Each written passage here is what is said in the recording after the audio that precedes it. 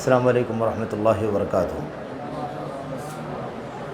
ان الحمد للہ نحمده ونستعینه ونستغفره ونعوذ باللہ من شرور انفسنا وسیئات اعمالنا من يهده الله فلا مضل له ومن يضلل فلا هادي له واشهد ان لا اله الا الله وحده لا شريك له واشهد ان محمدا عبده ورسوله اما بعد فان خير الحديث كتاب الله وخير الهدي هدي محمد صلی اللہ علیہ وسلم وشر الامور محدثاتها وكل محدثة بدعة وكل بدعة ضلالة وكل ضلالة في النار۔ اعوذ باللہ من الشیطان الرجیم، بسم اللہ الرحمن الرحیم۔ یا ایھا الذین آمنوا کتب علیکم الصیام کما کتب علی الذین من قبلکم لعلکم تتقون ایاما معدودات الی آخر الآیہ۔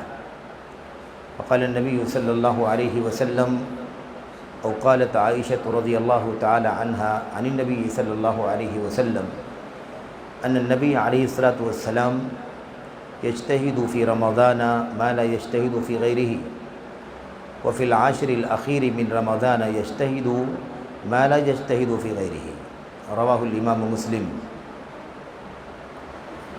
وقال عز من قائل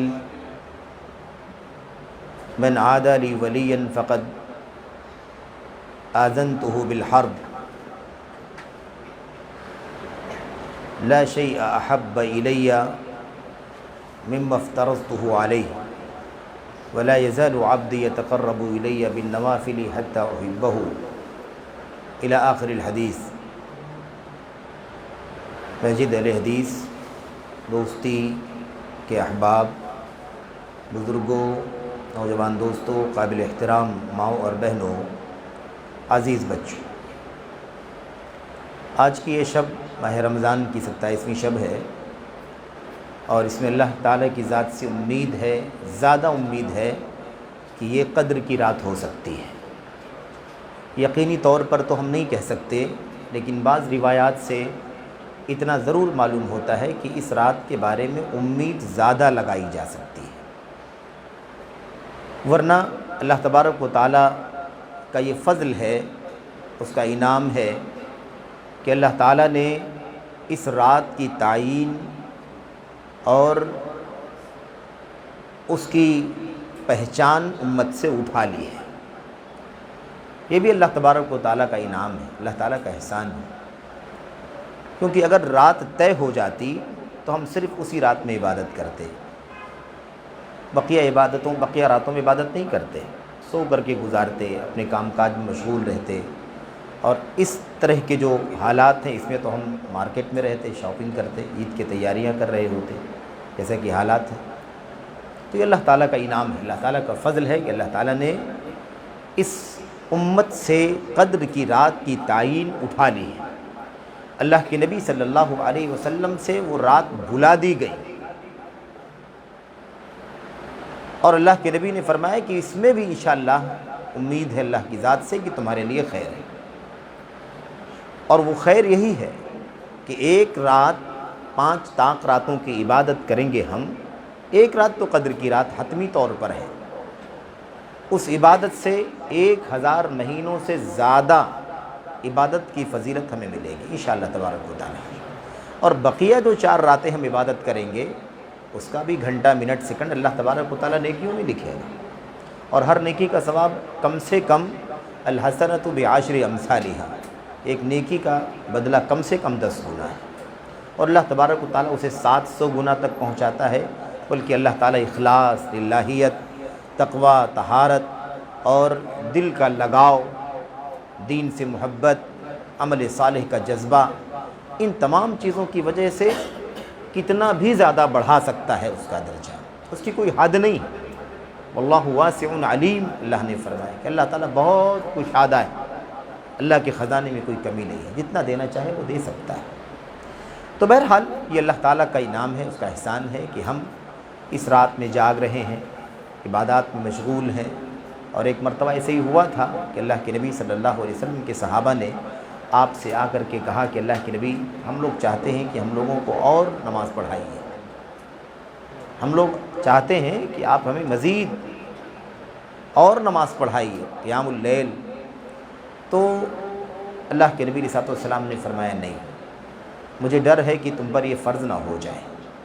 اس کے بعد دیر کے بعد اللہ کے نبی علیہ السلام جب تشریف لائے مسجد نبوی میں، اپنے ساتھیوں کو دیکھا کہ وہ جاگ رہے ہیں، عبادت میں مشغول ہیں، تو اللہ کے نبی نے فرمایا اس وقت دنیا میں تمہارے سوا کوئی جاگ نہیں رہا ہے، صرف تم ہو جو اللہ کی عبادت کے لیے جاگ رہے ہو، بقیہ ساری دنیا خواب خرگوش میں سو رہی ہے۔ تو بہرحال اللہ تعالیٰ کی حمد کریں، اس کا شکر ادا کریں کہ اللہ تعالیٰ نے ہمیں اور آپ کو اس رات میں جاگنے کی عبادت کرنے کی توفیق عطا فرمائی ہے، اور اللہ سے دعا کریں کہ اللہ عز و جل ہمیں اور آپ کو اخلاص کے ساتھ، الہیت کے ساتھ اور اس جذبے کے ساتھ کہ یہ عبادت ہمیں عبادت کی عادت لگا دے گی، اس سے ہم عبادت کے عادی ہو جائیں گے، ہمیں اس رات کے جاگ کر کے عبادت کرنے کے ذریعے سے ہمیشہ زندگی میں عبادت کرنے کی تربیت مل جائے گی، عبادت کرنے کی ہمارے اندر حوصلہ پیدا ہو جائے گا، ہمت پیدا ہو جائے گی، اور ایسا نہیں ہوگا کہ عبادتوں سے ہم کترائیں گے، کیونکہ یہ ایک مہینے کی پوری تربیت رمضان کے موسم کی، یہ ایک طرح سے ایک مدرسہ ہے، ایک درس گاہ ہے، ایک تربیت گاہ ہے۔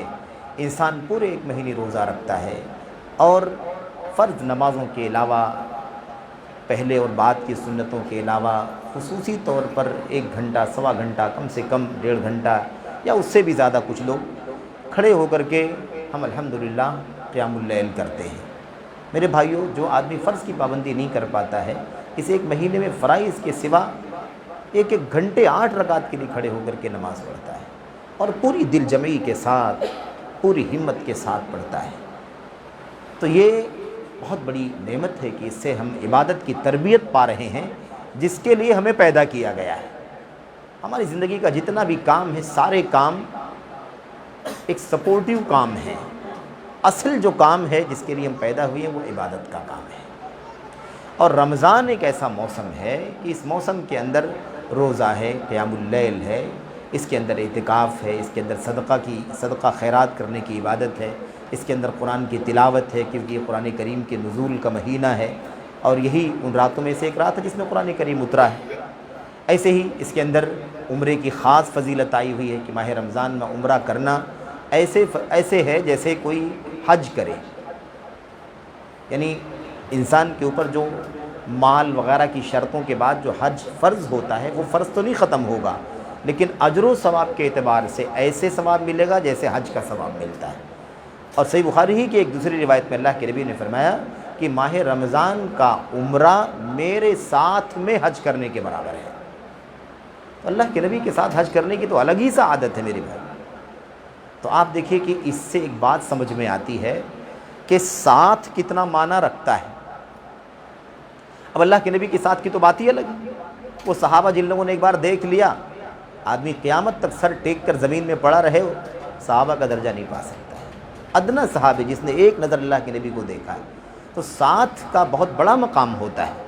اس لیے جنت کی نعمتوں میں سے ایک بات خاص یہ بتائی گئی ہے کہ اللہ کے نبی علیہ السلام کی رفاقت ملے گی جنتیوں کو۔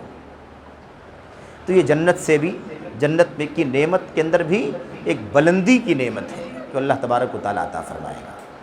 بہرحال تو یہ جو سلسلہ درس کا قدر کی راتوں میں یا طاق راتوں میں چلتا ہے، اس کی یہ ایک کڑی ہے، اور مجھے یہ سعادت ہے، میرے لیے شرف کی بات ہے کہ آپ حضرات سے، اپنے بھائیوں سے، اپنے بزرگوں سے، اپنے احباب سے اور عزیزوں سے ملنے کی یہ سعادت اللہ تعالیٰ نے عطا فرمائی ہے۔ اور ہم اللہ کے گھر میں بیٹھے ہوئے ہیں، اللہ کے کلام کی آیتیں پڑھی جائیں گی، اللہ کے نبی علیہ السلام کی حدیثیں پڑھی جائیں گی۔ جو اعتراض عام طور پر چلتا ہے کہ ان قدر کی راتوں میں یا طاق راتوں میں یہ درس کیوں ہوتا ہے، بہت سارے ہمارے بھائی کہتے ہیں کہ درس نہیں ہونا چاہیے، یہ تقریر وغیرہ نہیں ہونی چاہیے، یہ تو عبادت کے لیے ہے، چھوڑ دو لوگ نماز پڑھیں، چھوڑ دو لوگ تلاوت کریں، کوئی تسبیح کرے، کوئی استغفار کرے، کوئی دعا کرے، کوئی توبہ کرے، کوئی روئے مثال کے طور پر، یا اپنی حیثیت کے مطابق جو بھی اللہ کی عبادت کر سکتا ہے کرے۔ کیوں گھنٹہ، آدھا گھنٹہ یا اس سے کم زیادہ یہ درس میں ہم کیوں لے رہے ہیں؟ یہ راتیں کیا تقریر کرنے کے لیے ہیں؟ یہ راتیں کیا درس کے لیے ہیں، جلسے کے لیے ہیں؟ تو ان کی وضاحت کے لیے میں آپ کے سامنے بات عرض کر رہا ہوں، جان بوجھ کر کے، اور اکثر پروگراموں میں عرض کیا ہے کہ دیکھو دو باتیں ہیں سمجھنے کی. ایک بات تو یہ ہے کہ یہ راتیں عبادت کے لیے ہیں اور کسی عبادت کا نام خاص کر کے نہیں لیا گیا کہ صرف یہی عبادت کر سکتے, دوسری عبادت نہیں کر سکتے. اس رات کو, پوری رات کو عبادت کے ساتھ ہمیں گزارنا ہے, جاگنا نہیں ہے. لوگ کہتے ہیں جاگنے والی رات ہے, تو جاگنے تو موبائل پر بھی لوگ جاگتے ہیں, مارکیٹ میں بھی لوگ جاگتے ہیں, گپ شپ کر کے بھی لوگ جاگتے ہیں. جاگنے والی رات نہیں ہے, رات کو عبادات سے آباد رکھنا ہے, عبادات سے آباد رکھنے والی راتیں ہیں یہ. اسی لیے اللہ کے نبی نے جاگنے کا لفظ نہیں استعمال فرمایا. اللہ کے نبی نے فرمایا کہ اس رات کو زندہ کرو. ایک آدمی جاگ رہا ہو اور فلمیں دیکھ رہا ہو تو وہ رات زندہ رہے گی کہ مردہ رہے گی؟ گرچہ آدمی جاگ رہا ہے لیکن وہ بدعملی میں زندگی گزار رہا ہے, اس کی رات جاگنے کے باوجود مردہ ہے وہ رات, ہے کہ نہیں؟ تو اصل زندگی تو توحید ہے, اصل زندگی سنت ہے, اصل زندگی عمل صالح ہے, اصل زندگی اللہ کا ذکر ہے.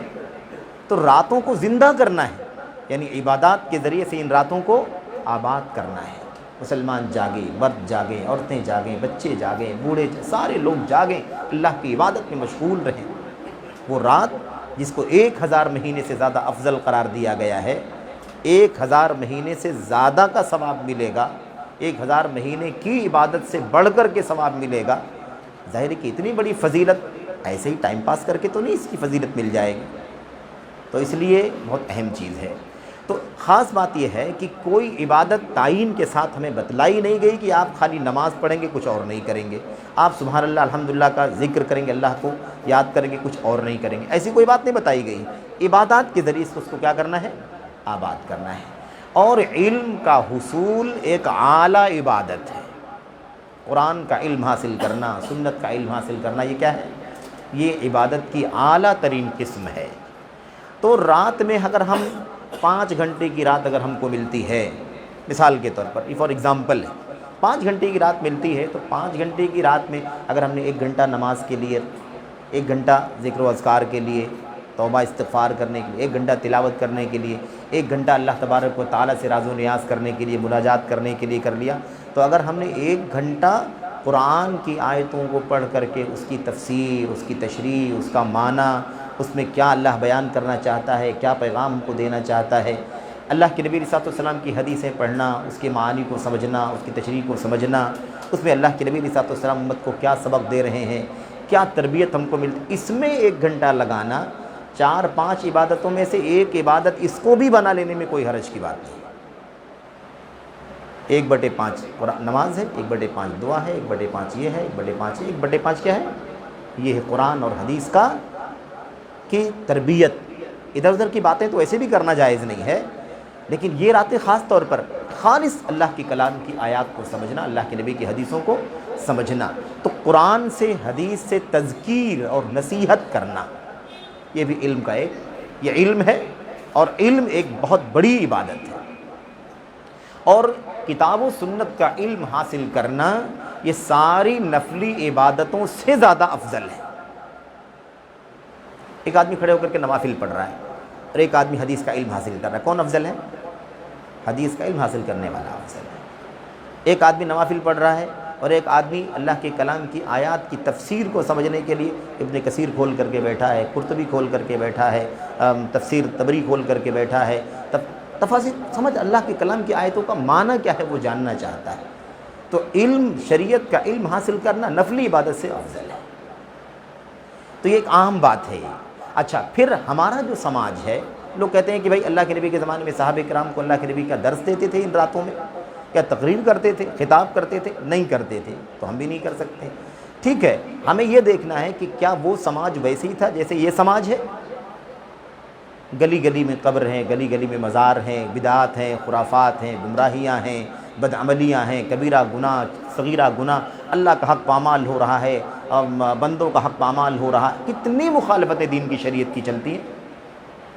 تو اس سماج کی اصلاح کرنا, عقیدے کی, عمل کی, عبادات کی, اخلاق کی, کردار کی اصلاح کرنا یہ فرض ہے. اور یہ رات کی عبادت کیا ہے؟ نفل ہے. اس رات کی عبادت کیا ہے؟ نفل ہے. پوری رات فضیلت اپنی جگہ ثابت ہے, لیکن عبادت فرض نہیں ہے بلکہ کیا ہے؟ نفل اور سنت ہے۔ تو نفل اور سنت زیادہ ضروری ہے یا لوگوں کو گمراہی سے نکالنا، صحیح عقیدہ بتلانا، بدعت سے دور کرنا، سنت کے راستے پر لانا، بدعملی؟ لوگ کہیں گے یہ بعد میں بھی تو ہو سکتا ہے، پہلے بھی تو ہو سکتا ہے، اسی رات میں کیوں؟ اس رات میں اس لیے کہ اس رات میں لوگ جاگتے ہیں۔ آپ بتائیے رات کے 2:15 بج رہے ہیں، مسجد الحمدللہ مردوں سے، ہمارے بھائیوں سے، اور عورتیں جہاں ان کے لیے جو جگہ مختص ہے وہاں پر ماشاءاللہ بہنیں بیٹھی ہوئی ہیں، بھری ہوئی پوری مسجد۔ آپ کیا ان راتوں کے سوا کبھی تصور کر سکتے ہیں کہ اتنی بڑی تعداد مسجد میں حاضر رہے؟ اس کے لیے آپ اعلان نکالیں گے، سوشل میڈیا پر سرکولیٹ کریں گے، بتلائیں گے، تب بھی اتنے لوگ اکٹھا نہیں ہوں گے۔ وہ تو اللہ کا کلام کہتا ہے کہ یہ رات 1000 مہینوں سے بہتر ہے۔ تو سارے مسلمان دیوانہ وار اللہ کے گھر میں اکٹھا ہو گئے۔ ہمارے لیے ایک موقع ہے کہ ہم یہاں جیسے دوسری ساری عبادات کریں، ایسی آدھا گھنٹہ 1 گھنٹہ کتاب و سنت کے ذریعے سے اپنے بھائیوں کو نصیحت کر دیں۔ ہو سکتا ہے کسی کے دل کو اللہ تبارک و تعالیٰ اپنے کلام کے ذریعے تبدیل کر دے۔ ایک آدمی نماز کا پابند نہیں، نمازی ہو جائے۔ ایک آدمی کسی گناہ کا عادی ہے، وہ گناہ سے توبہ کر لے۔ ہو سکتا ہے کوئی آدمی کسی بدعت میں پڑا ہوا ہو، اللہ تعالیٰ اس کو بدعت سے توبہ کر کے سنت کی توفیق عطا فرمائے۔ تو اس لیے یہ جو اعتراض کیا جاتا ہے یہ اعتراض درست نہیں ہے۔ ہاں وہ غلط ہے کہ پوری رات جلسہ چل رہا ہے، 3 4 مقررین ہیں، ایک صاحب کا ختم ہوا، دوسرا تقریر، تیسری تقریر، چوتھی تقریر، یہ صحیح نہیں ہے، کیونکہ ظاہر ہے کہ راتیں جلسے کے لیے نہیں ہیں۔ ساری عبادتوں میں سے ایک عبادت یہ بھی ہے، بس اتنی سی بات ہے، اس کے علاوہ تجاوز نہیں ہونا چاہیے۔ اور جو اس میں باتیں بھی ہوں وہ خالص کتاب اللہ کی ہوں، خالص سنت رسول صلی اللہ علیہ وسلم کی ہوں۔ قصے، کہانیاں، ادھر ادھر کے داستانیں، افسانے، واقعات، یہ سب چیزیں بالکل بھی غیر مستند نہیں بیان ہونا چاہیے۔ میرے بھائیوں، جو باتیں میں آپ سے کچھ عرض کرنا چاہتا ہوں، سب سے پہلے خود ان باتوں سے اپنی ذات کو نصیحت کرنا چاہتا ہوں۔ اللہ تعالیٰ مجھے پہلے خود ان باتوں پر عمل کرنے کی توفیق عطا فرمائے، اور پھر اپنے بھائیوں تک، آپ تک یہ باتیں پہنچانے کی، اپنی بہنوں تک یہ باتیں پہنچانے کی اللہ تعالیٰ توفیق عطا فرمائے، اور اللہ ہم سب کو اپنی کتاب پر اور اپنے نبی صلی اللہ علیہ وسلم کی سنتوں پر عمل کرنے کی توفیق بخشے، آمین رب العالمین۔ دیکھیں، جب اللہ تبارک و تعالیٰ نے رمضان کے روزوں کی فرضیت کا ذکر فرمایا تو آپ دیکھیے اللہ نے کیا فرمایا کہ تم پر روزہ فرض کیا گیا ہے جیسے پچھلی امتوں پر فرض کیا گیا تھا، ان کے اوپر روزہ، تمہارے اوپر روزہ۔ مقصد کیا ہے؟ تم متقی بن جاؤ، تقوی شعار بن جاؤ۔ آگے اللہ نے کیا فرمایا تھا؟ ایام معدودات، ایام معدودات، یہ جو روزے فرض کیے گئے ہیں یہ گنتی کے چند دن ہیں، گنتی کے چند دن ہیں۔ اب رمضان تو 29 یا 30 دن کا تو ہوگا ہی، اگر 29 دن کا بھی ہے اور 29 دن کو اللہ کہتا ہے ایام معدودات، گنتی کے چند دن ہیں، تو میرے بھائیوں اب کتنے دن باقی بچے ہیں؟ اگر 30 دن چند دن ہیں تو 3 دن کتنا اہم بن جائیں گے، ہے کہ نہیں؟ تو ہمیں یہ سمجھنے کی ضرورت ہے کہ اسی چیز کو ہمیں، اسی چیز کی تربیت لینی ہے۔ اس رمضان کے بعد خصوصی طور پر آخری عشرے کے بعد جو ایک رات نکل رہی ہے، دوسری رات نکل رہی ہے، تیسری رات، آج چوتھی رات نکل جائے گی، پھر آگے 5ویں رات آ رہی ہے۔ جس طرح سے ٹائم شارٹ ہوتا جا رہا ہے، ہمیں اس بارے میں اللہ کے نبی کی حدیثوں کو پڑھ کے سمجھ کے اس سے اس سیزن میں بھی سبق حاصل کرنا ہے، اور اس کے ذریعے سے اپنی لائف میں، اپنی زندگی میں درس حاصل کرنا ہے۔ پیغام ہے اس رمضان میں، رمضان کے آخری عشرے میں، اور یہ جو راتیں تیزی کے ساتھ ختم ہو رہی ہیں، اس میں ہمیں ایک پیغام مل رہا ہے، ہمیں وہ پیغام سمجھنا ہے۔ دیکھیں، اللہ کے نبی صلی اللہ علیہ وسلم کے بارے میں ام المومنین عائشہ صدیقہ رضی اللہ تعالی عنہ نے، یہ اصل میں ایک تربیت کی مجلس ہے، درس کی مجلس ہے، اس میں کوئی تقریر کا موقع نہیں ہے اور نہ تقریر کرنے کی ضرورت ہے، بس ہمیں کوئی سبق اللہ تبارک و تعالیٰ لینے کی توفیق دے دے، ہم کچھ سمجھ لیں اللہ کے نبی کی حدیثوں سے، اور اس کے ذریعے سے ہماری زندگی میں تبدیلی پیدا ہو جائے، یہ مقصد ہے۔ اما ام المومنین عائشہ صدیقہ رضی اللہ تعالیٰ عنہ بیان فرماتی ہیں، کہتی ہیں کہ اللہ کے نبی علیہ السلام کا طریقہ یہ تھا کہ آپ رمضان کے موسم میں جتنی محنت عبادت کرنے میں کرتے تھے، اتنی محنت آپ رمضان کے علاوہ میں نہیں کرتے تھے، اور رمضان کا جب آخری عشرہ آتا تھا تو آخری عشرے میں آپ جتنی محنت کرتے تھے عبادت میں، اتنی محنت آپ رمضان کے علاوہ میں بھی نہیں کرتے تھے، اور رمضان کے پہلے اور دوسرے عشرے میں بھی نہیں کرتے تھے۔ یہ اللہ کے نبی صلی اللہ علیہ وسلم کی سیرت کے بارے میں ام المومنین عائشہ بیان فرماتی ہیں رضی اللہ عنہ۔ اور ظاہر سی بات ہے یہ عبادتیں رات کو ہیں، خاص طور پر دن کے علاوہ، تو ام المومنین عائشہ سے اور ازواج مطہرات سے زیادہ اس چیز کو کوئی جان بھی نہیں سکتا ہے کہ نہیں؟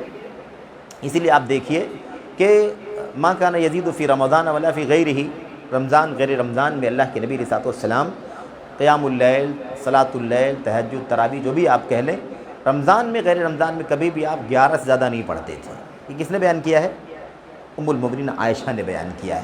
کیونکہ اتنا ایگزیکٹ بات کرنا، کیونکہ وہ ڈیلی لائف کو جانتی تھی، ہر رات کی عبادت کو جانتی تھی، دیکھتی تھی، جانتی تھی، دیکھتی تھی، اس لیے اتنی کانفیڈنس سے کہا نا اللہ کے نبی کے بارے میں کہ بھئی میں تو زندگی بھر اللہ کے نبی کے ساتھ میں رہی ہوں، میں نے یہ دیکھا ہے کہ آپ نے رمضان ہو یا غیر رمضان ہو، آپ نے 11 سے زیادہ نہیں پڑھا ہے۔ تو یہ بہت امپورٹنٹ چیز ہے، اس لیے اماں عائشہ کی اس شہادت کو چیلنج نہیں کیا جا سکتا ہے کسی بھی چیز سے۔ یہ ایسی چیز ہے جو بالکل ناقابل تسخیر ہے، اس کے آگے کوئی جا نہیں سکتا، یہ آخری چیز ہے۔ اللہ کے نبی صلی اللہ علیہ وسلم کے بارے میں یہ بات کہ رمضان میں جتنی محنت کرتے تھے اتنا کبھی نہیں کرتے تھے، آخری عشرے میں جتنی محنت کرتے تھے اتنا اس سے پہلے کبھی بھی نہیں کرتے تھے۔ اچھا کیوں ایسا؟ اس لیے کہ رمضان تو بڑی فضیلت کا ہے، پورا رمضان غیر رمضان سے فضیلت والا ہے، اور رمضان کا آخری عشرہ رمضان کے پہلے دونوں عشروں سے بھی زیادہ فضیلت والا ہے۔ اس کا مطلب یہ ہے کہ جتنا زیادہ ٹائم اہم آئے گا، جتنا زیادہ وقت فضیلت کا آئے گا، اتنا زیادہ نبی کریم صلی اللہ علیہ وسلم کی عبادت میں محنت بڑھتی جائے گی۔ اچھا کاروبار میں بھی ہم لوگ اس بات کو سمجھتے ہیں نا، اگر پتہ چل جائے کہ 1 مہینہ سیزن ہے ہمارا، تو پہلے سے تیاری رہتی کہ نہیں رہتی ہے؟ کہتے ہیں بھائی مندی نہیں ہے، مارکیٹ تیز ہے اور فل محنت کر کے بیلنس کرنا ہے۔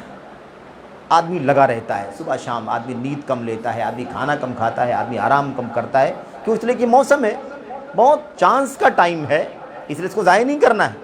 اچھا آپ 15 دن نکل جاتے ہیں، تب کیا ہوتا ہے؟ اور ایکٹیو ہو جاتا ہے کہ یار اب تو اور ٹائم کم بچا ہے، اور محنت کرنا ہے۔ جتنا ٹائم کم ہوتا جاتا ہے اتنا ہی اس کی محنت کیا ہوتی ہے؟ بڑھتی جاتی، کیونکہ اس کی سوچ یہ ہوتی ہے کہ ٹائم کم ہو رہا تو محنت بڑھا لینا چاہیے۔ تو یہی معاملہ عبادت کا بھی ہے۔ نبی کریم صلی اللہ علیہ وسلم سے زیادہ نیکیوں کا لالچی دنیا میں کوئی پیدا نہیں ہوا۔ سب سے زیادہ نیکیوں کی لالچ، نیکیوں کا شوق، نیکیوں کا جذبہ، اس لیے کہ ایک تو آپ اللہ کے نبی ہیں، آپ سے زیادہ نیک کوئی ہو ہی نہیں سکتا ہے، اور دوسری چیز یہ کہ آپ کی نبوت اور رسالت پوری دنیا والوں کے لیے ہے، سب کے لیے آپ آئیڈیل ہیں۔ قیامت تک بھی جتنے لوگ آئیں گے سب اللہ کے نبی کے آئیڈیل کو دیکھیں گے، آپ نے کیسے کیا، آپ نے رات کیسے گزاری، آپ نے دن کیسے گزارا، آپ نے فرض کیسے کیا، آپ نے نفل کیسے کیا، تو ساری دنیا کے لیے آپ آئیڈیل ہیں۔ اس لیے نبی کریم صلی اللہ علیہ وسلم کا معمول یہ تھا کہ آپ آئیڈیل رہتے تھے۔ رمضان میں جتنی محنت کرتے تھے اتنا غیر رمضان میں نہیں کرتے تھے، تو غیر رمضان میں کیا کرتے تھے؟ کیا محنت نہیں کرتے تھے؟ اس میں محنت کرتے رہے ہوں گے نا، لیکن اس سے زیادہ رمضان میں کرتے تھے۔ رمضان کے علاوہ میں کتنی محنت کرتے تھے؟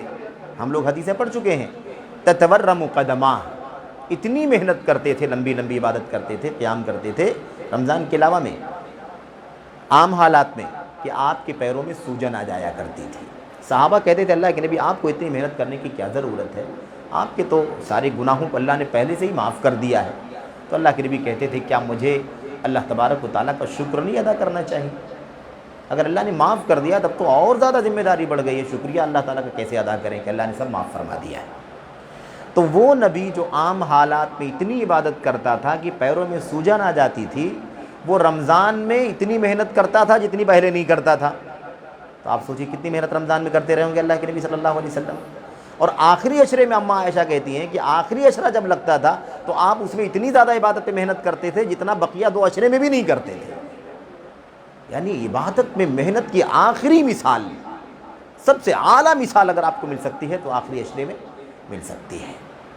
اس میں یہی پیغام ہے کہ جتنا زیادہ وقت قیمتی ہو اور جتنا زیادہ وہ قیمتی وقت کم ہوتا جا رہا ہو اتنا ہی زیادہ ایک مومن کو عبادت میں محنت کرنا ضروری ہے۔ اچھا اب یہی جو پورا رمضان کا ماحول ہم سن رہے ہیں، پڑھ رہے ہیں، اس کو اگر آپ اپنی زندگی پر فٹ کر کے دیکھیں، عام پوری زندگی پر فٹ کر کے دیکھیں، اور اس زندگی کو آخرت کے مقابلے میں رکھ کر کے دیکھیے،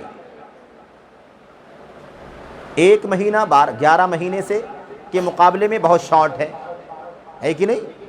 اور یہ آخر کا 10 دن رمضان کے 30 دنوں میں بھی 1/3 ہے اور بہت زیادہ قیمتی ہو جاتا ہے۔ جتنا زیادہ وقت قیمتی ہو رہا ہے اتنا اللہ کے نبی بہت زیادہ عبادتیں محنت کر رہے ہیں، کیونکہ یہ موقع ہے، یہ چانس ہے، اس سے فائدہ اٹھا لینا ہے۔ تو یہ پیغام دے رہا ہے کہ اگر دنیا کی زندگی ہماری، کسی کی عمر اگر 100 سال کی ہو جا رہی ہو مثال کے طور پر، جو میکزیمم لائف سمجھتے ہیں 1 سال، 110 سال، 115 سال، اس سے زیادہ نہیں سننے میں آتا ہے، اور 100 سال کے اوپر بھی لوگ چلے جاتے ہیں تو لوگ انٹرویو لینا شروع کر دیتے ہیں کہ اس کی آنکھ صحیح ہے کہ نہیں، اس کا حافظہ صحیح ہے کہ نہیں، اس کو دکھائی دیتا ہے کہ نہیں۔ اگر وہ دکھائی دے رہا ہے، وہ چل رہا ہے، سن رہا ہے، وہ لوگ تعجب کرتے ہیں کہ 100 سال سے زیادہ کی عمر ہو گئی ہے اور آدمی کی ساری صلاحیتیں کام کر رہی ہیں۔ اگر 100 سال سے زیادہ کی عمر آپ لے لیں تب بھی 100 سال کو آخرت کے مقابلے میں رکھ کر کے اگر آپ دیکھیں تو 100 سال کی کیا اہمیت ہے، 100 سال کی کیا قیمت ہے۔ تو ہماری زندگی بھی بہت شارٹ ہے، رمضان پورے سال میں 1 مہینہ ہے اور آخری عشرہ 1 مہینے رمضان کا بھی 1/3 حصہ ہے، تو ہماری پوری زندگی کیا ہے؟ ہماری پوری زندگی آخرت کے مقابلے میں بہت تھوڑی ہے، اور ہمیں پتہ بھی نہیں کہ ہماری موت کب آ جائے گی۔ اس لیے ہمیں سوچنا چاہیے کہ یہ زندگی ہی بہت قیمتی ہے، یہ ہماری زندگی بہت مختصر ہے، بہت قیمتی ہے۔ اس میں اگر صحت ملتی ہے تو بہت اہم بات ہے، اس میں اگر انسان کو موقع ملتا ہے تو بہت اہم بات ہے، اس میں اگر انسان کو اللہ تبارک و تعالیٰ زندگی عطا فرماتا ہے تو بہت قیمتی بات ہے۔ اس سے ہمیں کیا کرنا چاہیے؟ اس سے ہمیں فائدہ اٹھانا چاہیے۔ یہ سبق ہے، پیغام ہے ہمارے لیے میرے بھائیوں۔ تو یہ رمضان کا سبق، رمضان کا پیغام ہمیں لینا ہے کہ انسانی زندگی کے اندر جتنا وقت اس کا کریم وقت کم ہو اتنا ہی زیادہ اس کو زندگی میں محنت کرنی چاہیے۔ تو عبادت بھی، انسان کی زندگی بھی بہت شارٹ ہے، اسی لیے اللہ کے نبی اللہ تبارک و تعالیٰ نے فرمایا وَمَا الْحَيَاةُ الدُّنْيَا فِي الْآخِرَةِ إِلَّا مَتَاعٌ یا الا قلیل، دنیاوی زندگی آخرت کے مقابلے میں بہت تھوڑی ہے، تو اس تھوڑی زندگی سے فائدہ اٹھا لو قبل اس کے کہ یہ موقع بھی چلا جائے۔ میرے بھائیو، نفل کے نام پر، سنت کے نام پر عبادات کی توہین نہیں ہونی چاہیے۔ یہ تو طے ہے، یہ بات تو مسلم ہے کہ اللہ کے دین کے اندر عبادات، اعمال کے درجات ہیں، کچھ چیزیں شرط کے درجے کی ہیں، کچھ چیزیں پلرز کی حیثیت رکھتی ہیں، کچھ چیزیں فرض اور واجب کی حیثیت رکھتی ہیں، کچھ چیزیں اللہ کے دین کے اندر سنت کی مستحب کی حیثیت رکھتی ہیں، کچھ چیزیں اللہ تبارک و تعالیٰ کے دین کے اندر فضائل سے تعلق رکھتی ہیں۔ افضل چیز فضیلت ہے، کر لیا اچھی بات ہے، نہیں کیا گنہگار نہیں ہوگا، یہ سب ٹھیک ہے، لیکن اس اعتبار سے کہ سنت کی کوئی اہمیت نہیں ہے۔ کسی سے کہو کہ بھائی یار یہ قدر کی راتیں طاق راتیں جا رہی ہیں، اللہ کے بندو آپ دنیا داری میں کیوں پھنسے ہوئے ہو، عبادت کرو، تو آدمی کہا یار نفل ہے، کون سا فرض ہے وہ۔ اگر کوئی کرے کہ فرض تھوڑی نہ ہے، نفل ہے، نہیں کیا تو کیا فرق پڑتا ہے اس سے؟ تو میرے بھائیوں، یعنی گویا کہ نفل کی اہمیت نہیں ہے۔ نفل کتنا قیمتی ہے آپ دیکھیے۔ نفل کا مطلب کیا ہوتا ہے معلوم ہے آپ کو؟ نفل کا مطلب ہوتا ہے ایکسٹرا، نفل کا مطلب ایکسٹرا، اضافی۔ تو اضافی جب آپ کیے رہیں گے تو کہیں کمی پڑے گی تو اضافی سے پورا ہو جائے گا کہ نہیں پورا ہو جائے گا؟ اتنا بڑا کردار ہے اس نفل کا، اس نفل کا کردار بہت اونچا ہے، بہت عظیم کردار ہے نفل کا۔ اس لیے یہ نفل سمجھ کر کے اور سنت کے نام پر اس کی توہین نہیں ہونی چاہیے، اس کی اہمیت نہیں گھٹنی چاہیے، فرائض کا اہتمام رہنا چاہیے۔ فرائض میں اگر کبھی کسی وجہ سے کوتاہی ہو جائے گی، کمی رہ جائے گی، تو اللہ تبارک و تعالیٰ قیامت کے دن اسی نفل سے اس کمی کو پورا کر دے گا۔ تو یہ جو آج نفل ہے کل فرض کی جگہ پر چلا جائے گا۔ کہاں چلا جائے گا؟ یہ فرض کی جگہ پر۔ تو یہ نفل کی حیثیت گھٹانا کتنا خطرناک بن جائے گا انسان کے لیے، اس لیے اس کی قیمت سمجھو۔ اور یہ تو اتنی بڑی فضیلت کی چیز ہے نفل کے باوجود کہ خیر من الف شہر، 1000 مہینوں سے بہتر، برابر نہیں بلکہ 1000 مہینوں سے بہتر اور افضل۔ لوگوں نے اس کو جب سال کو 1000 مہینوں کو جب مطلب ہے نا جب کیلکولیٹ کیا، اس کو جوڑا تو کتنا بن گیا؟ 83 سال سے بھی زیادہ، 83 سال سے بھی زیادہ۔ اس مجلس میں جتنے ہمارے بزرگ بیٹھے ہوئے ہیں مجھے نہیں معلوم کس کی کتنی عمر ہے، لیکن میں سمجھتا ہوں کہ اگر کوئی ہوگا تو اکا دکا ہی ہوگا جو 80 سال سے اوپر کا ہوگا، ورنہ عام طور پر لوگ 80 سال سے کم عمر کے ہیں۔ تو ایک رات کی عبادت میں اللہ تبارک و تعالیٰ اگر 80 سال سے زیادہ کا ثواب دیتا ہے تو آپ اندازہ لگائیے کہ کتنی فضیلت والی یہ راتیں ہیں جو ہم سے رخصت ہو رہی ہیں۔ راتیں آئیں گی جائیں گی، ہمارا کام ہے کہ اس وقت سے فائدہ اٹھا لیں۔ یہی وقت ہمارے لیے بابرکت بھی بن سکتا ہے اور یہی وقت ہمارے لیے بے برکت بھی بن سکتا ہے۔ اگر ہم نے اس کو استعمال کیا تو برکت ہمارے ہاتھوں میں آ گئی، اور اگر استعمال نہیں کیا تو ہم نے اپنے لیے اس وقت کو کیا بنا لیا؟ ہم نے اس کو بے برکت اور منحوس بنا لیا۔ تو میرے بھائیوں، آپ یاد رکھیں، دنیا کا کوئی بھی کام، دنیا کی کوئی بھی جگہ یا دنیا کا کوئی بھی وقت، دنیا کا کوئی بھی وقت یا دنیا کی کوئی بھی جگہ، زمان یا مکان اگر فضیلت والا ہوتا ہے تو اس کی صرف ایک وجہ ہے۔ وجہ کیا ہے؟ وجہ یہ ہے کہ اس وقت میں اللہ کی عبادت کا کام ہوتا ہے، نیکی کا کام ہوتا ہے، بندگی کا کام ہوتا ہے۔ اور کوئی جگہ اگر فضیلت والی ہوتی ہے تو اس کا صرف ایک ہی کارن ہے کہ وہ جگہ، اس جگہ پر اللہ کی عبادت ہوتی ہے، اللہ کی بندگی ہوتی ہے۔ اس کی وجہ، اس کے سوا کوئی وجہ نہیں ہے۔ اب دیکھیے، یہ وقت فضیلت والا، رمضان فضیلت والا وقت بن گیا۔ کیوں بن گیا؟ کیونکہ رمضان اللہ کی عبادت سے بھرا ہوا ہے۔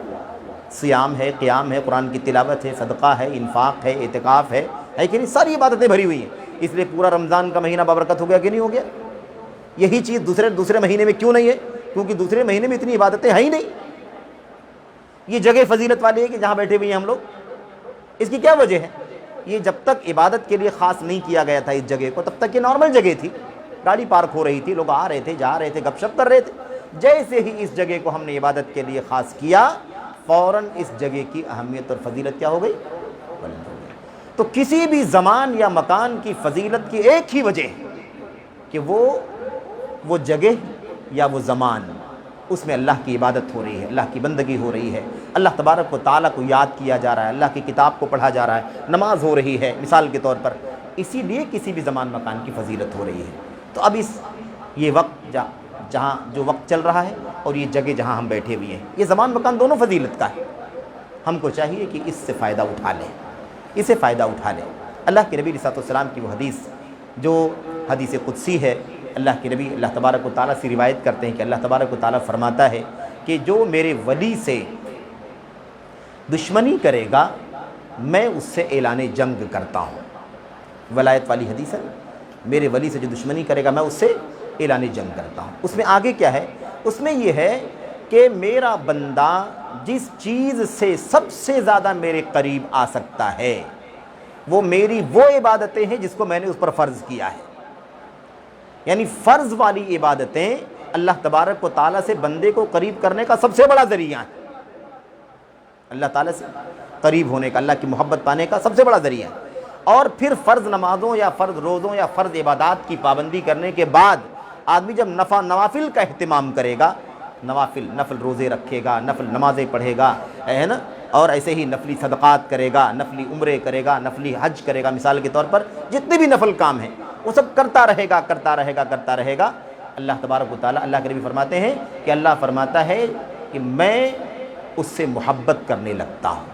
وَلَا يَزَالُ عَبْدِي يَتَقَرَّبُ إِلَيَّ بِالنَّوَافِلِ حَتَّى أُحِبَّهُ، مسلسل میرا بندہ نوافل کے ذریعے سے مجھ سے قریب ہوتا رہتا ہے یہاں تک کہ میں اسے محبت کرنے لگتا ہوں۔ تو یہ عبادتیں جو نوافل ہیں یہ اللہ تبارک و تعالیٰ سے قریب ہونے کا ذریعہ ہے، اللہ کی قربت ملتی ہے، اللہ تبارک و تعالیٰ سے بندہ قریب ہو جاتا ہے۔ اتنا بڑا مقام ہے اس چیز کا، اس لیے کبھی بھی نفل کے نام پر، سنت کے نام پر اس کی توہین نہیں ہونی چاہیے۔ اور میں آپ کو بتاؤں، ایک تابعی ہیں، کچھ نام ہے ذہن میں نہیں ہے میرے، روایت ترمذی وغیرہ کی صحیح روایت ہے، علامہ البانی نے، دیگر محققین نے صحیح قرار دیا ہے۔ وہ تابعی کہتے ہیں کہ میں مدینہ آیا تو مدینہ جب پہنچا تو میں نے دعا کی اللہ تعالیٰ سے کہ اللہ میں مدینہ آیا ہوں، یہاں مجھے کوئی ایسی مجلس عطا فرما دے جس مجلس میں بیٹھوں تو مجھے بہت خیر اور بھلائی ملے، یعنی علم کی مجلس مل جائے جہاں دین سیکھوں، شریعت سیکھوں، ہے نا، ایسی کوئی مجلس مل جائے۔ کہتے میں نے دعا کیا الحمدللہ، تو مجھے پتا چلا کہ ایک مجلس لگتی ہے جہاں ابو ہریرہ رضی اللہ تعالیٰ عنہ بیٹھتے ہیں۔ وہاں ملاقات ہو گئی ان سے. جب ان سے ملاقات ہوئی، بات چیت ہوئی، تو میں نے فوراً کہا کہ آپ سے میں نے اللہ سے دعا کی تھی کہ اللہ مجھے کوئی ایسا ہمنشی عطا فرما دے، ایسی کوئی مجلس عطا فرما دے جس سے مجھے فائدہ ملے. تو آپ اللہ تبارک و تعالیٰ کی فضل و کرم سے مل گئے. تو آپ مجھے کوئی ایسی حدیث بتلائیے جو اللہ تبارک و تعالیٰ میرے لیے مفید بنا دے، بہت کارآمد کوئی بات بتا دیجئے مجھے. تو ابو ہریرہ رضی اللہ تعالیٰ نے ایک حدیث سنائی. ان کو یہ کہا دیکھیے میں نے اللہ کے نبی علیہ السلام کو یہ فرماتے ہوئے سنا ہے کہ بندے کے عمل میں سے سب سے پہلے جس چیز کا حساب قیامت کے دن ہوگا وہ نماز کا حساب ہوگا. اچھا، دوسری حدیث میں آیا ہوا ہے کہ خون کا حساب ہوگا. جو آدمی کسی کی جان لے لیتا ہے نا، مرڈر کر دیتا ہے، اس کا حساب سب سے پہلے ہوگا. تو اللہ کے حق میں سب سے پہلے نماز کے بارے میں سوال ہوگا، مطلب توحید کے بعد. اور بندے کے حق میں سب سے پہلے خون کے بارے میں سوال ہوگا. انہوں نے بیان کیا یہ اللہ کے حق والی بات کہ سب سے پہلے بندے سے جس بارے میں سوال ہوگا وہ نماز ہوگی. اگر اس کی نماز درست ہوگی تو اس کے سارے کام درست ہو جائیں گے، سارے اعمال درست ہو جائیں گے. اور اگر اس کی نماز ہی گڑبڑ ہو جائے گی تو پھر سارے اعمال بھی کیا ہو جائیں گے؟ گڑبڑ ہو جائیں گے. یہ بات بیان فرمائی ابو ہریرہ رضی اللہ تعالیٰ عنہ نے. اس کے بعد وہ کہتے ہیں کہ اللہ کے نبی نے فرمایا کہ قیامت کے دن بندہ جب اللہ تبارک و تعالیٰ اس کا حساب و کتاب لے گا اور ایمان کے بعد، توحید کے بعد نماز کے بارے میں پوچھے گا، اور اس کی نماز میں اگر کمی رہے گی، اور آپ جانتے ہیں کہ کلمہ توحید کے بعد سب سے اونچی چیز کیا ہے؟ نماز ہے. کلمہ توحید کے بعد سب سے اونچا عمل اسلام کے اندر نماز ہے. تو اللہ کے نبی فرماتے ہیں کہ اگر نماز کے بارے میں سوال کیا گیا اور نماز میں کمی رہی، اس کے چھوڑ دیا تھا، غفلت کیا تھا، ہے نا، بے توجہی کیا تھا، کبھی پوری پڑھا، کبھی کم کیا، کبھی 4 نماز، کبھی کچھ اس طرح سے جو کوتاہیاں رہتی. ایک آدمی نماز ہی نہیں پڑھتا، اس کی بات نہیں ہے یہاں پر. جو آدمی نماز پڑھتا ہے لیکن آگے پیچھے کمی بیشی کرتا ہے، اس کے بارے میں. تو اس شخص کے بارے میں اللہ تبارک و تعالیٰ اپنے فرشتوں سے کہے گا انظروا هل لعبدی من تطوع، فرشتوں ذرا دیکھو کیا میرے بندے کے پاس کچھ نفلی عبادتیں بھی ہیں، کوئی نفلی نماز بھی اس نے پڑھا ہے؟ اگر اس کے پاس کوئی نفلی نماز ہے تو اس نفلی نماز کے ذریعے سے اس کے فرض نماز کی کوتاہیوں کو پورا کر دو. دیکھا آپ نے، جس کو آج ہم نے نفل سمجھ کر کے چھوڑ دیا ہے وہ اتنا اہم بن جائے گا قیامت کے دن کہ فرض کی جگہ پر، اور وہ بھی اس موقع پر جب انسان ایک ایک نیکی کے لیے محتاج ہو جائے گا، ایک ایک عمل کا محتاج ہوگا. تو یہ نفل کا فرض کی کھانا پوری کرنے کا، فرض کو کمپلیٹ کرنے کا ذریعہ بن جائے. بہت اہم مسئلہ ہے. تو رمضان ایک تربیت کی چیز ہے. ایک آدمی 5 وقتہ فرض نمازیں نہیں پڑھتا ہے، کوتاہیاں کرتا ہے. اس رمضان کے موسم میں 5 وقتہ نمازیں بھی پڑھتا ہے، بعد کی پہلے والی سنتیں بھی پڑھتا ہے، اس کے بعد 1 گھنٹہ سوا گھنٹہ کھڑے ہو کر کے قیام اللیل بھی کرتا ہے. ان راتوں میں پوری رات جاگ کر کے عبادت کرتا ہے. اس سے اچھا تربیت کا کوئی موسم مل سکتا ہے؟ نہیں مل سکتا ہے. جو آدمی اپنے آپ کو واقعی نیک بنانا چاہتا ہو، اپنی زندگی میں نیک بننا چاہتا ہو، دین کا پابند بنانا چاہتا ہو، فرائض کا پابند بنانا چاہتا ہو، تو رمضان ایک بہت بہترین تربیت کا ذریعہ ہے. اسی لیے سلف امت اس کا انتظار کرتے تھے، 6 مہینہ انتظار کرتے تھے، دعا کرتے تھے کہ رمضان آ جائے، اے اللہ ہم زندہ رہیں، اے اللہ رمضان آئے ہم زندہ رہیں، اے اللہ رمضان آئے ہم زندہ رہیں، صحت کے ساتھ رمضان گزاریں. اور رمضان اچھے سے گزر جاتا تو 6 مہینہ دعا کرتے اللہ اس عبادت کو قبول فرما لینا. اور اس کی دلیل بھی یہی ہے، اگر رمضان کی عبادتیں قبول ہوئی ہیں ہماری تو یہ سب سے بڑی دلیل ہے کہ ہمیں رمضان کے بعد بھی اللہ نیکیوں کی توفیق عطا فرمائے گا. سب سے ان من جزاء الحسنۃ الحسنۃ بعدها وان من عقوبۃ السیئۃ السیئۃ بعدها. حسن بصری رحمۃ اللہ علیہ نے کہا تھا کہ نیکی کا بدلہ، اور بدلہ کب ملے گا؟ جب نیکی قبول ہوگی. نیکی کا بدلہ نیکی ہے، یعنی نیکی کے قبول ہونے کا بدلہ کیا ہے کہ اللہ تعالیٰ اس نیکی کے بعد کی زندگی میں نیکی کرنے کی توفیق عطا فرمائے گا. اور گناہ کی سزا یہ ہے کہ اللہ تعالیٰ اس کو پھر گناہ میں ڈال دے گا. تو یہ ہم سب کی پہچان ہے. کوئی فتویٰ نہیں پوچھنا پڑے گا، کوئی مسئلہ نہیں پوچھنا پڑے گا ہماری عبادت قبول ہوئی کہ نہیں قبول ہوئی، روزہ قبول ہوا کہ نہیں ہوا، نمازیں قبول ہوئی کہ نہیں ہوئی، تلاوت، یہ سب پوچھنا نہیں پڑے گا رمضان کے بعد. اگر ہماری زندگی میں یہ عبادتیں ہیں تو الحمدللہ یہ نیکیاں ہماری کیا ہو گئی ہیں؟ قبول ہو گئی. اور نہیں ہوئی ہیں تو تو اللہ سے توبہ کرنے کی ضرورت ہے، اللہ سے استغفار کرنے کی ضرورت ہے۔ آخری بات ایک اور مسند احمد بن حنبل کے اندر اور دیگر کتابوں کے اندر بھی کہ بڑی پیاری روایت موجود ہے۔ انسان جب ایک ایک نیکی کو ترس رہا ہوگا اس وقت یہ نیکیاں کتنے کارآمد بن جائیں گی۔ میرے بھائیوں، لمبی روایت ہے، عذاب قبر وغیرہ کا لمبا تذکرہ ہے اس کے اندر۔ اللہ کے نبی نے صلی اللہ علیہ وسلم اس میں فرمایا کہ اگر آدمی مومن ہوگا یعنی کیا مطلب؟ صحیح معنوں میں مومن ہوگا، دعوے کا مومن نہیں، عمل کا بھی مومن، فرائض کا پابند، نماز، روزے، حج، زکوٰۃ، صدقات ساری پابندی کرنے والا ہوگا، تو اس کو جب منکر نکیر اٹھائیں گے قبر میں، تو فرشتہ اگر قبر میں عذاب کا فرشتہ اگر اس کے دائیں طرف سے آئے گا، سرہانے کی طرف سے آئے گا یا دائیں طرف سے آئے گا یا بائیں طرف سے آئے گا یا پیر کی طرف سے آئے گا، تو یہ ہماری نیکیاں اس وقت ہماری سفارش کے لیے کھڑی ہو جائیں گی۔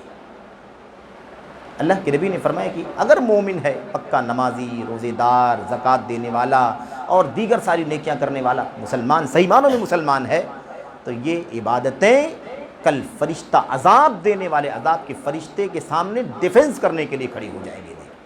کہتے ہیں صلاۃ جو ہوگی وہ سر کے پاس ہوگی، کیونکہ صلاۃ ایسے بھی توحید کے بعد سر ہے اسلام کا۔ نماز کیا ہے؟ اسلام کا راس ہے کہ نہیں؟ راس الامر الاسلام و عمودہ الصلاۃ، اصل معاملہ تو دین ہے اور اس کی جڑ کیا ہے، ستون کیا ہے اس کا؟ نماز ہے۔ تو اللہ کے نبی نے فرمایا کہ الصلاۃ عند راسہ، نماز اس کے سر کے پاس رہے گی، والصوم عند عن یمینہ، والزکوٰۃ عن یسارہ، والصدقہ وصلۃ الارحام والامر بالمعروف والنہی عن المنکر عند رجلہ۔ سر کے پاس نماز، دائیں طرف روزہ، بائیں طرف زکوٰۃ، اور بقیہ نیکیوں کا ذکر نہیں ہے، لیکن بقیہ جو نوافل کی حیثیت رکھتی ہیں وہ سب پیر کے پاس ہوگی۔ فرشتہ دائیں طرف سے آئے گا، نماز کھڑی، روزہ کھڑا ہو جائے گا، ما لک من قبلی مدخل، میری طرف سے تمہارے آنے کا کوئی راستہ نہیں ہے، کیونکہ یہ بندہ روزے دار تھا، روزہ رکھتا تھا، ادھر سے آنے کا کوئی چانس نہیں۔ سر کی طرف سے نماز کھڑی ہو جائے گی، ما لک من قبلی مدخل، میری طرف سے آنے کا کوئی راستہ نہیں، کیونکہ بندہ روزے دار، نماز کا پابند رہتا، نماز کا پابند تھا۔ بائیں طرف سے اگر آئے تو زکوٰۃ کھڑی ہو جائے، ما لک من قبلی مدخل، میری طرف سے آنے کا کوئی راستہ نہیں ہے، کیونکہ یہ بندہ زکوٰۃ دینے والا آدمی تھا۔ پیر کی طرف سے اگر آئیں، فرشتہ آئے، تو یہ صدقہ، یہ صلہ رحمی، یہ نیکیاں، یہ بھلائی کا حکم، برائی سے روکنا، یہ ساری نیکیاں کھڑی ہو جائیں گی، ما لک من قبلنا مدخل، ہماری طرف سے آنے کا کوئی راستہ نہیں۔ تو یہ نیکیاں ہماری سب سے بڑی سفارشی ہیں، ہمارا ڈیفنس کرنے والی، ہم کو جنت کا راستہ دکھانے والی، جہنم سے بچانے والی ہے۔ بہرحال اللہ سے دعا کرتے ہیں کہ اللہ تبارک و تعالی ہمیں رمضان کے اس موسم سے صحیح معنوں میں تربیت حاصل کرنے کی توفیق عطا فرمائے، اس کے ذریعے سے ہمیں اپنے نفسوں کا تزکیہ کرنے کی توفیق عطا فرمائے، گناہوں سے دوری، نیکیوں کی عادت ڈالنے کی توفیق عطا فرمائے، اور نیکیوں سے جو اکتاہٹ کا معاملہ پیدا ہوتا ہے اس اکتاہٹ کو ختم کر کے نیکیوں سے لذت اور چاشنی اور مٹھاس حاصل کرنے کی توفیق عطا فرمائے۔ نیکیاں اگر ہم بے دلی سے بھی کریں گے نا، بے دلی سے، تو ایسی نیکی اللہ کے یہاں قبول نہیں ہوتی ہے۔ تو نیکی، عبادت، عمل صالح اچھے جذبے کے ساتھ، لگاؤ کے ساتھ، محبت کے ساتھ، چاہت کے ساتھ ہونی چاہیے، تڑپ ہونی چاہیے۔ انتظار الصلاۃ بعد الصلاۃ، اللہ کے نبی نے فرمایا ایک بندہ نماز پڑھتا ہے اور اس کے بعد مسجد میں بیٹھے بیٹھے اگلی نماز کا انتظار کرتا ہے، اس کا درجہ اس سے کہیں زیادہ بلند ہے جو نماز پڑھ کر کے چلا جاتا ہے پھر اذان کے ٹائم دوبارہ واپس آتا ہے۔ تو تڑپ پائی جاتی ہے نا اس کے اندر، اس لیے اس کا درجہ اونچا ہے۔ اللہ تعالی ہم سب کو نیک عمل کی توفیق عطا فرمائے، اللہ تعالی ہماری عبادات کو قبول فرمائے، ہماری نیکیوں کو اللہ تعالی قبول فرمائے، ہمارے گناہوں کو معاف فرمائے۔